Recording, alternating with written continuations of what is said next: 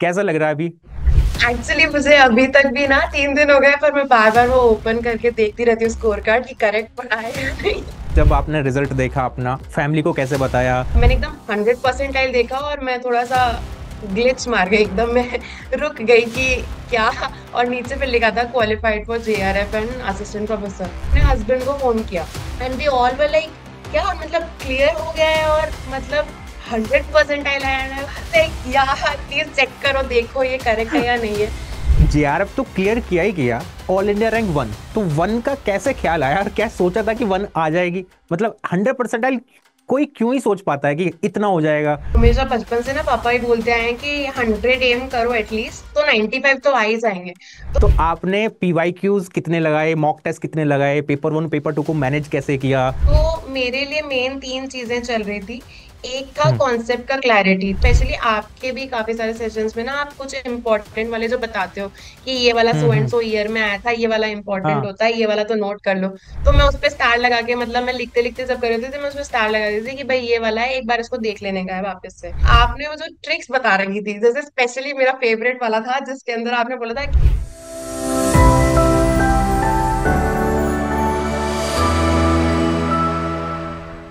Welcome to the UGC NET Adda 24/7। मेरा नाम है अभिषेक कौशिक। आज मैं पढ़ाने के लिए आपको नहीं आया हूँ, आपको एक शख्सियत से मिलाने आया हूँ। उनका नाम है प्राची शर्मा, जिन्होंने जून 2025 में कमाल कर दिया है। और कमाल इस तरीके से किया है कि उन्होंने जेआरएफ तो निकाला ही है, बट वो जेआरएफ सिर्फ कट ऑफ का नहीं है, वो 100% का भी है। यानी कि rank, all India rank one India में। सोच सकते हो आप, जो आप ड्रीम करते हो वो उन्होंने अचीव कर लिया है। तो पहले तो स्वागत है प्राची आपका बहुत बहुत यूजीसी नेट अड्डा 24/7 पर। थैंक यू सो मच, आपने मुझे यहाँ पे इनवाइट किया। कैसा लग रहा है अभी?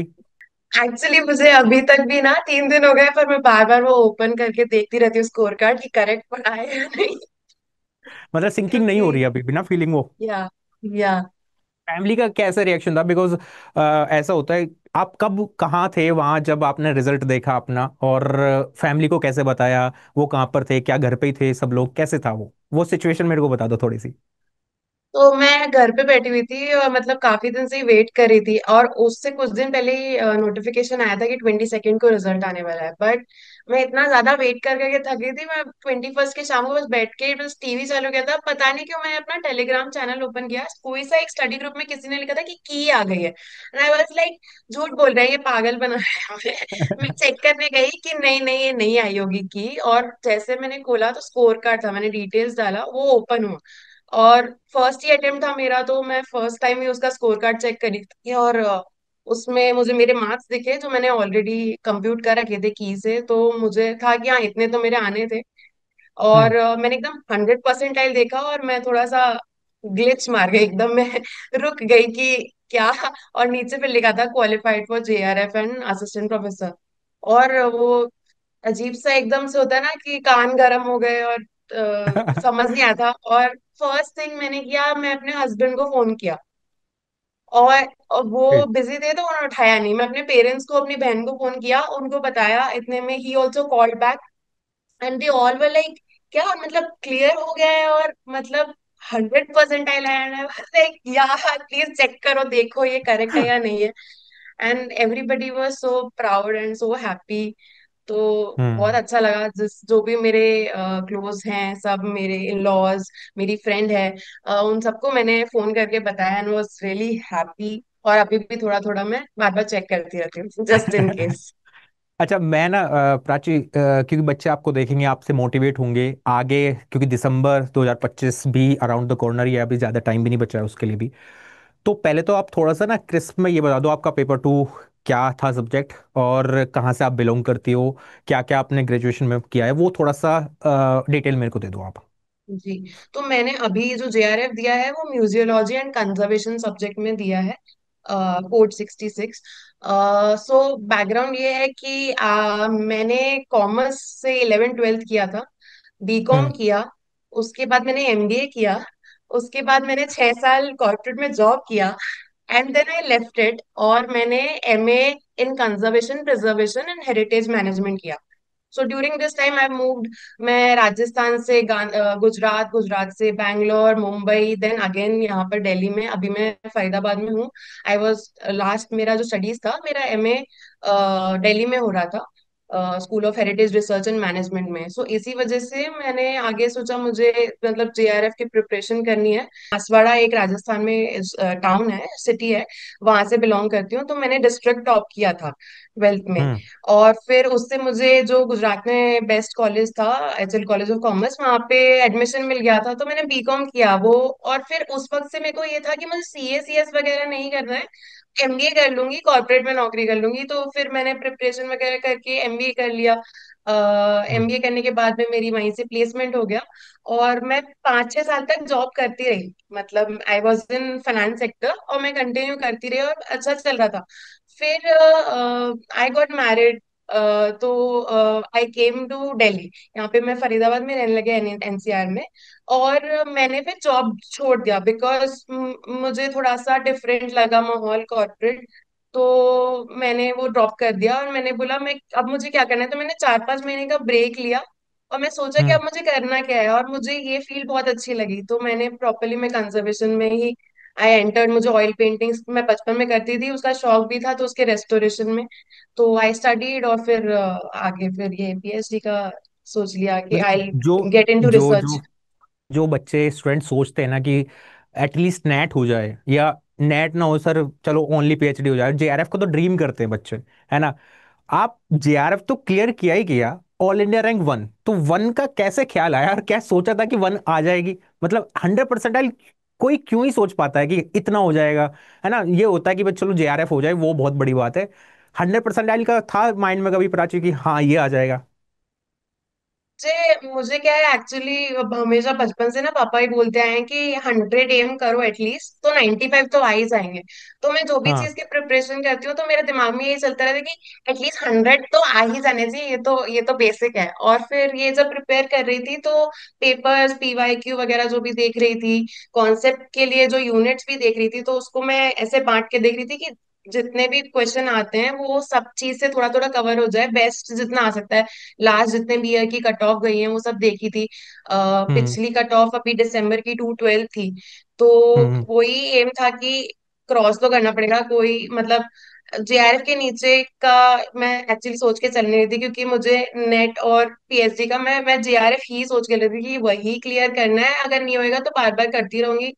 और बिकॉज ऑफ द एज अभी मेरे को टाइम भी कम था, मतलब कम अटेम्प्ट बचे थे, तो मुझे करना ही था। करेक्ट। तो आपका ना वैसा हो गया कि जो सोचा था वो पा लिया, है ना, touch the sky with glory. तो काफी अच्छा लग रहा है मेरे को भी। और आप थोड़े से, आपसे मैं ये जानना चाहता हूँ बिकॉज आपने अब तो निकाल लिया है, तो अब तो आप वो रामबाण दे सकते हो बच्चों को कि ये किया था और इससे AIR 1 आती है, JRF नहीं, 100% राइट आता है। तो आपने PYQs कितने लगाए, मॉक टेस्ट कितने लगाए, पेपर वन पेपर टू को मैनेज कैसे किया जब आप स्टडी कर रही थी, और एग्जामिनेशन में कैसे मैनेज किया? क्योंकि वहां भी बहुत सारे बच्चे कंफ्यूज होते हैं, उनको समझ में नहीं आता है कि टाइम मैनेज कैसे करना होता है, पेपर वन को पहले अटेम्प्ट करें, टू को करें, या पेपर वन में स्किप करते करते बढ़े, क्योंकि पेपर वन भी अभी डायनेमिक हो गया है, गेम हम्म चेंजर रोल प्ले कर हम्म रहा है। तो हम्म। पेपर वन में मार्क्स नहीं होंगे तो वो नहीं पहुंच पाओगे JRF में, सीधी सी बात है। तो उन सब का आप थोड़ा सा बता दो मेरे को कि कैसे कैसे अचीव किया। तो मेरे लिए मेन 3 चीजें चल रही थी। एक था हम्म। कॉन्सेप्ट का क्लैरिटी, तो जितने भी यूनिट है सभी यूनिट, पेपर वन हो या पेपर टू, उसका एक एक यूनिट का सारा कॉन्सेप्ट क्लियर होना चाहिए। तो आपके भी जब क्लासेस थी, सेशंस थे, वीडियोस थे, वो सबके अंदर मेरा फोकस रहता था कि मैं एक बार पहले ना उसका बेस समझ लूं कि ये हो क्यों रहा है, करा किस बेसिस पे जा रहा है। वो कॉन्सेप्चुअल क्लैरिटी हो गई। उसके बाद में पीवाईक्यू मेन था। मैंने सारे जितने भी इयर्स मेरे 5-6 साल के थे वो सारे मैंने पिक कर लिए थे, और उसमें से पीवाईक्यू मैं देख रही थी। स्पेशली आपके भी काफी सारे सेशंस में ना आप कुछ इंपॉर्टेंट वाले जो बताते हो कि ये वाला so and hmm. So year में आया था, ये वाला इंपॉर्टेंट हाँ। होता है, ये वाला तो नोट कर लो। तो मैं उस पर स्टार लगा के, मतलब मैं लिखते लिखते जब कर रही थी तो मैं उस पर स्टार लगा देती थी कि भाई ये वाला है, एक बार इसको देख लेने का है वापस से। वो हम्म। था सेकंड। और फिर ये तीसरा था कि है ना, आपने वो जो ट्रिक्स बता रही थी, जैसे स्पेशली मेरा फेवरेट वाला था जिसके अंदर आपने बोला था कि है ना, ये जो 4 ऑप्शन रहते हैं ना, तो तुम ये चलो हाँ। कि सबसे गंदे वाले को हटा दो, फिर तुम्हारी 70, हम्म। मतलब प्रोबेबिलिटी। अब 30-30-30 हाँ। 30% हो जाएगी, प्रोबेबिलिटी हो जाएगी, फिर उसको भी हाँ। हटाने की कोशिश करो। तो वो वाला हाँ। मेरा था कि ट्रिक तो बनानी पड़ेगी, क्योंकि सबसे बड़ा बेनिफिट हमारे लिए है कि नेगेटिव मार्किंग नहीं है। तो जब हम सारे हम्म। आंसर करने ही वाले हैं, तो ट्रिक बना हम्म। के जितना बेस्ट निकाल सकते हो। तुक्केबाजी तो सभी करते हैं, पर लॉजिक लगा के तुक्केबाजी करोगे तो ज्यादा बेनिफिट हो जाएगा। हाँ, मुझे उस वक्त में ना एग्जाम देने के बाद में लग रहा था कि थोड़ा मेरे पास और टाइम होता ना, तो मैं एमसी ये मॉक टेस्ट ज्यादा, मतलब मॉक टेस्ट पे फोकस कर सकती थी, तो थोड़ी प्रैक्टिस और अच्छी बन जाती। बट हम्म। मतलब मेरे लिए उसमें एडवांटेज ये है कि मैंने कॉम्पिटेटिव एग्जाम्स भी दिए हैं बिकॉज ऑफ एमबीए। बट जो लोग अभी प्रिपेयर करें उनके लिए मॉक्स तो डेफिनेटली रिक्वायर्ड है, क्योंकि उस वक्त वो 3 आवर को मैनेज करना। आप आपने उस वक्त सेशंस में भी कई बार बोला है कि पहले ये करो जो एकदम आते हो उसमें फटाफट कर दो, फिर वापस हम्म। आके एक बार को देख लेना, अभी इस पे करेक्ट। उलझना मत, ईगो वॉर मत करो अपनी। तो हम्म। वही हम्म। वो है, वो 3 चीज मेरा फोकस था। और मैं सोच रही थी हाँ ठीक है, दिसंबर अटेम्प्ट में थोड़ा और पढ़ लेंगे, ज्यादा मॉक दे देंगे पर वो आया नहीं मौका। तो अभी भी लगता है मॉक ज्यादा देने चाहिए थे आपको 100% लाने के बाद भी? मैं एक्चुअली मैंने अगर मॉक दिया होता ना, तो मैं आपको डेफिनेटली बोल रही हूँ, मेरा 222 था। ये मार्क्स भी अच्छे आ सकते थे। और और आपने वो कितने जो अच्छे बोला ना लोगे, ऑल 99 इंडिया पर, रैंक उससे वन थोड़ा आके सा भी। वही वही मैं कह रहा था, जो बच्चे होते हैं ना कि सर 99% आ गए हैं या 99% आ गया, 100% आ गया, फिर भी सर थोड़ा बहुत और भी हो सकता था। पर हाँ। कमाल कर दिया है, मतलब सच में सुपर्ब। इतना जो लोग सोचते हैं, ड्रीम करते हैं कि ऐसा हो जाए, रैंक वन आ जाए, 100% आ जाए, है ना? जैसे आप एमबीए से हो, कैट में भी यही होता है, देखने को मिलता है ना? परसेंटाइल का वहाँ भी खेल होता है। तो नॉर्मली यूजीसी नेट भी अब इसी तरीके से फ्रेमिंग है, कुछ परसेंटाइल के बेसिस पे। तो काफी अच्छा लग रहा है मेरे को तो, कि इतना आपने जो सोचा था, जो आपके फादर ने आपको समझाया कि आप इतना सोचोगे तो तब थोड़ा 90 तक पहुंचोगे, 99 तक पहुंचोगे। तो काफी अच्छा लग रहा है। अभी ये और थोड़ा सा मेरे मेरे को जैसा इंसान जिसका हाँ। मैथ्स मैथ्स मेरा वीक है, मैं ये हम्म। मैं क्लियरली बोलती हूँ, मैंने मेरा कॉमर्स में भी मैथ्स नहीं लिया था, एंटरप्रेन्योरशिप लिया था। तो हम्म। आपके क्लासेस में ये रहता था कि जो भी चीज में मैथ्स आता था ना, तो मेरे को थोड़ा सा होता था कि क्या करूं क्या करूं। पर मैं देखती रहती थी कि मम्मी इसमें कोई चीज तो होगी जो मैं कर सकती हूँ, कुछ तो होगा कि हाँ चलो मैं वर्क एंड टाइम मैनेज कर लूंगी, या ये वाला हम्म। कुछ कर लूंगी, कुछ कहीं हम्म। पे तो निकल जाएगा। तो वो एक मरण था, ठीक है, maths. Thank you so much. मेरे को एक क्वेश्चन आपसे पूछना है, ये क्वेश्चन स्टूडेंट के ब्याह पे पूछ रहा हूँ आपसे। बच्चों को बहुत एग्जाइटी होती है, स्पेशली इस टाइम पे भी, जब वो फाउंडेशन बिल्ड कर रहे होते हैं धीरे धीरे, उनको समझ में नहीं आता है मैनेज कैसे करना है, बिकॉज बहुत सारी हाउसवाइफ्स भी हैं, है ना? आपकी भी शादी हो गई थी, तो वो टाइम कैसे मैनेज किया? क्योंकि वो बहुत क्रिटिकल होता है टाइम निकालना, ऑब्वियसली, क्योंकि घर के काम भी होते हैं, बहुत सारा जॉब वाले भी हैं, बहुत सारे स्टूडेंट जो जॉब पे भी जा रहे हैं या कॉलेज में भी जा रहे हैं, तो उनके लिए कैसे करना है? और वो जो एग्जाइटी वाला पीरियड आता है एग्जाम से, जस्ट एग्जाम से पहले कुछ 10 दिन 15 दिन वाला, या एग्जाम के दौरान जो एग्जाइटी फील करते हैं बच्चे, है ना? मतलब पढ़ सारा लिया है, सब कुछ तैयारी है, 100% तैयारी करके जा रहे हैं, बढ़िया से मॉक टेस्ट दे के गए हैं, जो आपने बोला सब कुछ करके गए हैं, पढ़ाई करी है, फाउंडेशन, बट फिर भी एग्जाइटी की वजह से एग्जाम में उतना परफॉर्मेंस नहीं देख पाते, बिकॉज 180 मिनट्स में आपको सब कुछ करना है। जितनी भी मेहनत आपने 6 महीने में की है, 180 मिनट में आपको दिखानी है एग्जामिनर को। और वो दिखाने भी कुछ इस तरीके से कि आंसर सामने है, 4 ऑप्शन है, एक टिक करना है। तो जितने सही टिक करोगे उतनी प्रोबेबिलिटी आपकी हाई चांसेस बढ़ जाएंगे। तो एग्जाइटी वाला पीरियड कैसे किया, और ये टाइम मैनेज कैसे करते थे आप? कि घर का भी काम करना है, ये भी करना है, ये भी करना है, और पढ़ाई भी मैनेज करनी है, वो थोड़ा सा आप मेरे को बताओ। तो उसमें ना 2 लोग लगेंगे।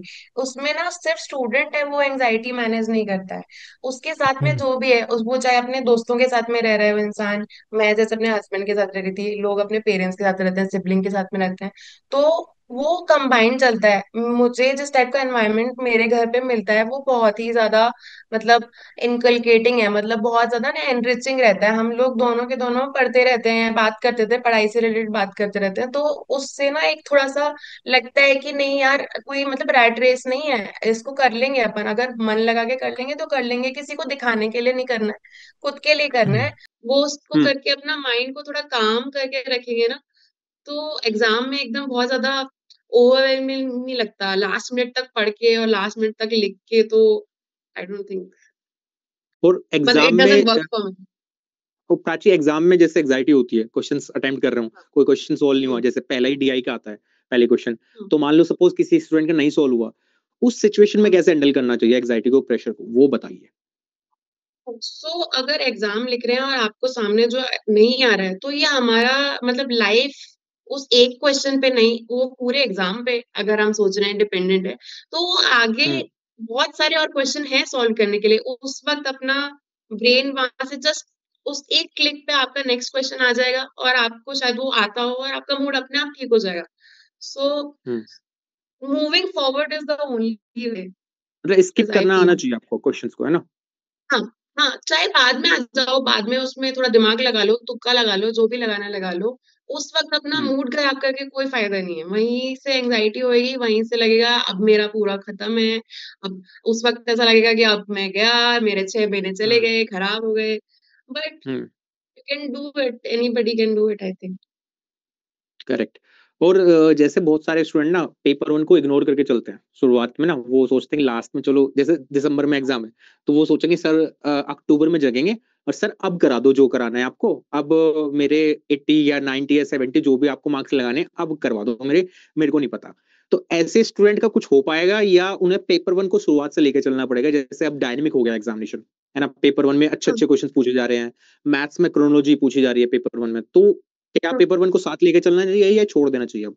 What do you think? नहीं, बिकॉज मुझे ऐसा नहीं लगता, बिकॉज वो क्या है, वो थॉट इसलिए आता है क्योंकि पेपर वन में होते हैं 50 क्वेश्चन और दूसरे में होते हैं 100 क्वेश्चन। तो हर इंसान को लगता है मैं 100 तो पूरा का पूरा निकाल दूंगा, अब मेरे को पेपर वन की जरूरत नहीं है।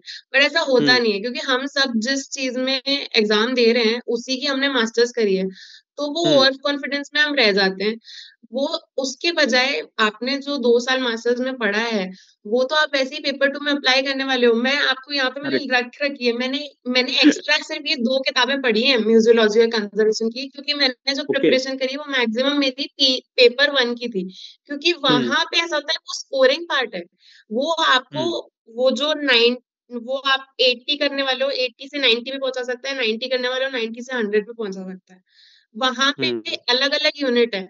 इस वाले में तो उसके 10 यूनिट 11 यूनिट में आप हर चीज में ना हाथ डाल के बैठो और क्या चीज आपकी क्लिक कर जाए। क्योंकि इस पेपर में ऐसा हुआ था, मेरा एलआर अच्छा है पर मेरा पेपर वन के अंदर एलआर से ज्यादा आया ही नहीं। आई थिंक कुछ भी नहीं आया एलआर से। डीआई पे फोकस था, आईसीटी पे फोकस था, मैथ्स पे फोकस था। हर चीज में उंगली डाल के बैठेंगे अपना, तो जाके उसमें से कुछ घी निकल के आएगा। यही तो मुझे ऐसा मतलब लगता है।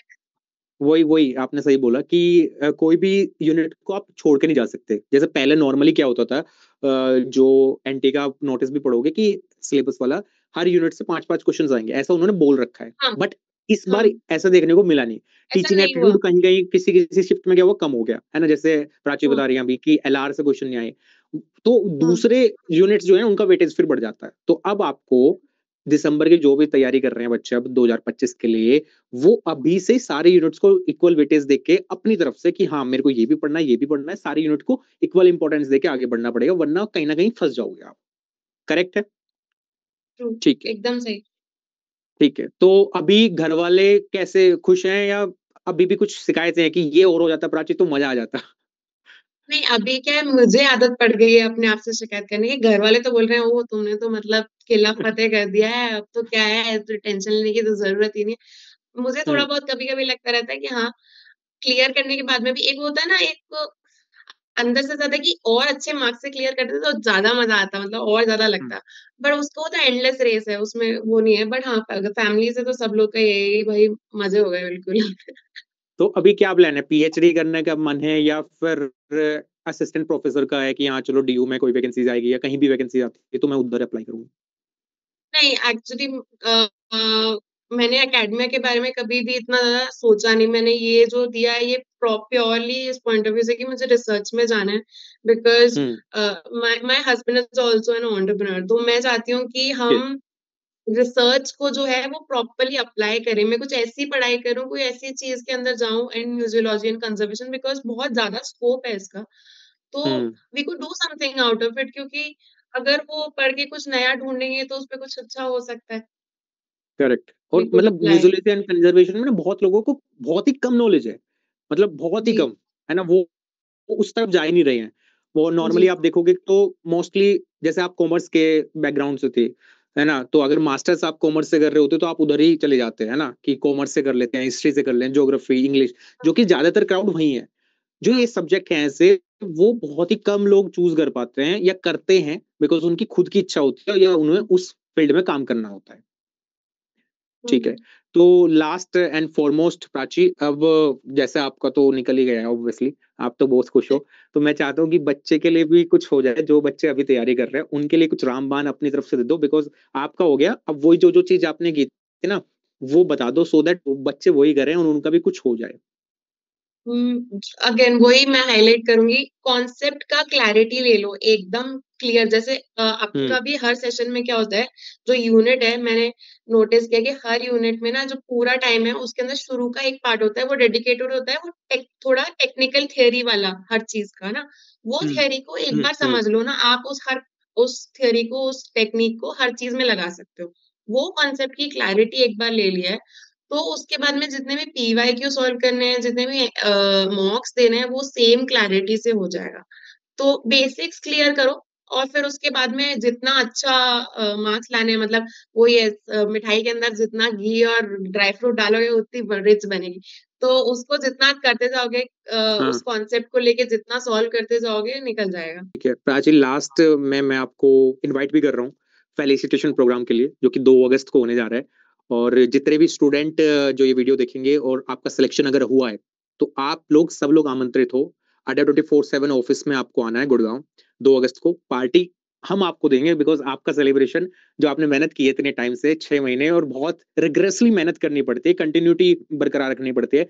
अगर आप सोच रहे हो कि एक दिन मेहनत करूंगे 2 दिन छोड़ देते हैं, वो फिर वो रिजल्ट नहीं आ पाता जो आप ड्रीम करते हो कि यार 100%। तो हालांकि ड्रीम कोई करता नहीं है, वो तो बाद में पता चलता है अरे ये हो गया है ना, वैसे वाला सीन है। But I am very happy for you, और बहुत तरक्की करो आप लाइफ में। आप कुछ बोलना चाहते हो लास्ट में तो बोल सकते हो प्लीज। मेरा तहे दिल से आपको थैंक यू है। ये जो क्या एक पीरियड आया था मेरा 6 साल का, जब मैंने प्रॉपर नौकरी नौकरी करी थी, तो वो ना एक पढ़ाई से थोड़ा छूट जाता है। दिए होंगे पहले एग्जाम जितने दिए थे, बट वो उस टाइम पे जो सेशंस में क्लैरिटी वापस मिलके और समझ में वापस आके उसको अप्लाई करने का एक आया ना कि हाँ लगा के कर देंगे, ये सारी ट्रिप्स जो है ना दी है, ये टिप्स ट्रिक्स लगा के निकाल देंगे, तो उससे दे दिया और हो गया। बहुत अच्छा हो गया। तो थैंक्स अ लॉट। और हाँ, thanks congratulation. To my family also, क्योंकि मतलब मैं यहाँ ये प्लेटफॉर्म यूज करूंगी ये बोलने के लिए कि आपको के फैमिली मेंबर्स अगर सपोर्टिव हो ना तो वो क्रॉस करा ही देते। सब कुछ हो जाता है। मैं हमेशा बोलता हूँ आपके पेरेंट्स या राइट नाउ आपके हस्बैंड अभी, और आपके जो टीचर्स हैं वही आप खुश होते हैं आपको आगे बढ़ते हुए देखकर, और बहुत खुश होंगे वो जब आप रिसर्च में काम करोगे, आगे जाके इंडिया को रिप्रेजेंट कर रहे होंगे उस चीज में, है ना। तो बहुत अच्छा लगेगा मेरे को भी। और अभी मिलते हैं हम आपको 2 अगस्त को मिलेंगे, ठीक है। आप इनवाइटेड हो, है ना, बस काजू कतली लेके आना है, ठीक है। ठीक है, चलो प्राची एंड करते हैं थैंक यू इसको। So much. And thank you so much, thank you so much जुड़ने के लिए, थैंक यू।